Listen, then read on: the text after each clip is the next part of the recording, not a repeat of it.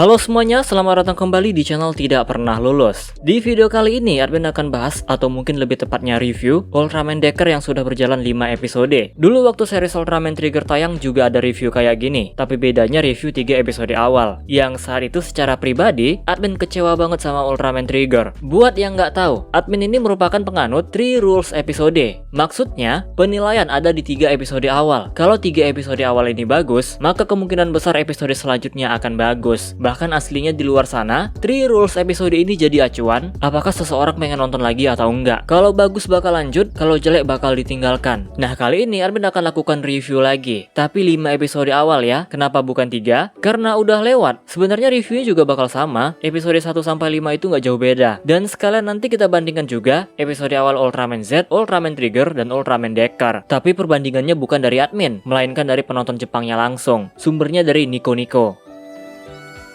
Secara pribadi, admin suka banget dengan story di Ultraman Decker sejauh ini. Ceritanya berjalan dengan santai, tidak terburu-buru. Untuk fightingnya biasa aja. Yang berhasil membuat admin takjub cuma episode 1. Sisanya itu ya beneran biasa aja, tapi efek visualnya tetap keren. Dan dari sini bisa kita simpulkan, kalau Ultraman Decker tidak menjual fighting, tapi story. Berbanding terbalik dengan Ultraman Trigger yang lebih menjual fightingnya. Drama di Ultraman Decker juga kerasa banget. Satu episode itu pasti ada fokusnya, tidak terbagi-bagi, tapi juga tidak melupakan hal penting lainnya. Contohnya dari karakter. Semua karakter di Ultraman Decker sejauh ini selalu mendapatkan porsinya sendiri, nggak diabaikan gitu aja. Bahkan Hanejiro yang robot jadi MVP loh di episode 4 kemarin. Terus untuk form, butuh 5 episode untuk menampilkan 3 form Ultraman Decker. Episode 1 Flash Type, episode 2 Flash Type lagi, tapi ada tambahan kaiju panggilan. Terus episode 3 baru muncul Strong Type, episode 4 Strong Type lagi, dan episode 5 barulah Miracle Type. Jadi kita sebagai penonton dibuat puas dulu nih dengan satu form, baru dimunculkan form lainnya. Walaupun agak kurang sih untuk debut Miracle Type, tapi semoga episode 6 nanti fokusnya masih Miracle Type. Karena sebelumnya satu form itu pengenalannya 2 episode. Poin tambahan lainnya, setelah ini kan Ultraman Decker bakal punya senjata. Ya nggak masalah, karena tiap formnya udah diperlihatkan kemampuannya. Artinya selama ini, Suburaya dan Bandai mendengarkan keluhan fans. Karena di Ultraman Trigger banyak yang ngeluh, termasuk admin, senjata Circle Arms terlalu kecepatan muncul dan malah merusak debut-debut formnya. Admin nggak masalahin senjata ya, boleh pakai, boleh promosi, tapi jangan kecepatan. Oke, sekarang kekurangan di Ultraman Decker. Walaupun secara story detail banget, tapi ada plot armor yang kelihatan dan sedikit plot hole. Plot armor itu ada di episode 1, yang tiba-tiba aja Ultraman Decker muncul, padahal sebelumnya nggak ada petunjuk. Terus di episode 2, alasan Asumi, Ichika, dan Ryumon terpilih sama sekali nggak sesuai dengan peraturan yang ada. Kasihan anggota lainnya yang nilainya tinggi, tapi malah nggak terpilih. Terus plot hole di episode 5 kemarin, Asumi berubah menjadi Ultraman Decker sampai malam, atau Asumi yang nggak dicariin, padahal dia sebelumnya disuruh menghentikan King. Kan itu jadi pertanyaan. Ya semoga kedepannya yang kayak gini lebih diperhatikan lagi lah. Kalau untuk asal-usul Ultraman Decker, formnya dari mana, dan kenapa dia bisa mensummon kaiju, rasanya masih terlalu awal untuk mengatakan ini plot hole. Karena kalau kita berkaca dari Ultraman lainnya, penjelasannya bisa di tengah-tengah series, atau bahkan di tempat lain. Ultraman Trigger terungkap di episode 12, dan Ultraman RB di novel. Dan sampai sekarang pun masih ada Ultraman yang asal-usulnya belum terungkap. Tapi semoga aja Ultraman Decker terungkap, biar lebih keren seriesnya. Kesimpulannya, Ultraman Decker adalah series yang layak untuk ditonton. Ceritanya cukup menjanjikan. Sejauh ini Ultraman Decker termasuk series yang bagus. Dulu sempat ada kekhawatiran dari admin. Soalnya Masayoshi Takasue mengatakan, dia pengen Ultraman Decker ini menjadi series Ultraman Mugen terbaik. Takutnya kan ekspektasi penonton jadi naik tuh. Tapi untungnya Ultraman Decker sampai episode 5 ini udah bagus lah. Admin kasih nilai 8,7 atau 87 kalau pakai puluhan.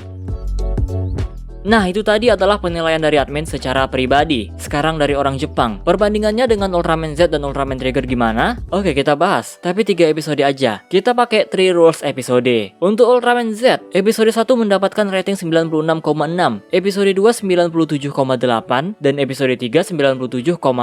Gila, nyaris sempurna ratingnya. Admin setuju banget sih. Ultraman Z itu salah satu yang terbaik di Mugen. Lalu untuk Ultraman Trigger. Nah, gimana nih 3 episode awalnya? Apakah puas? Atau sama kayak admin yang kecewa. Untuk episode 1 mendapatkan rating 70,9, episode 2 cuma 67,6, dan episode 3 70,1.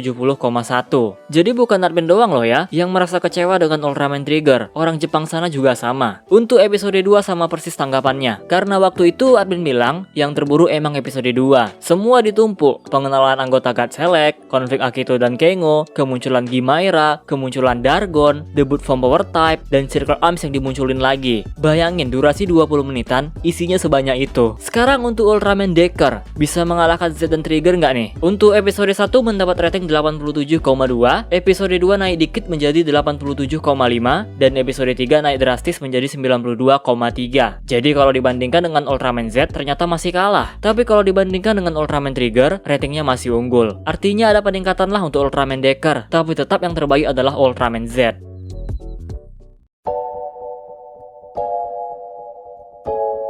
Nah, jadi itu dia pembahasan kita kali ini. Kita lihat bakal ada komentar orang purba nggak ya? Yang kalau ada orang review kurang puas, pasti bilang, mending lu buat seri sendiri aja. Kalau nggak bisa buat, jangan banyak bacot. Padahal kita reviewnya jelas loh. Yang bagus dibilang bagus, yang jelek dibilang jelek. Bahkan di Google sana disediakan situs khusus. Contohnya IMDb dan My Drama List. Isinya sama kok, ada pujian, ada kritik. Bedanya kalau ini dibuat konten, dan kalau dibilang harus buat series baru boleh kritik. Jadi kalau kalian jadi murid, dan guru kalian buat peraturan yang nggak jelas, apakah kalian harus jadi guru dulu untuk protes? Enggak kan? Nah ini juga sama. Ya ini ajalah yang bisa dibahas. Kalian juga silahkan review versi kalian sendiri. Suka atau enggak itu bebas, terserah kalian. Tapi kalau review itu harus jelas. Bagusnya apa? Jeleknya apa? Jangan ngomong jelek tapi alasannya nggak tahu. Oke, kita close videonya seperti biasa. Jika kalian suka video ini, jangan lupa tekan tombol like-nya. Subscribe bagi yang belum, komen dan share juga video ini. Follow Instagram admin Prayoga Rizky 65. Donasi bagi yang mau, linknya ada di deskripsi. Terima kasih telah menonton and see you next video.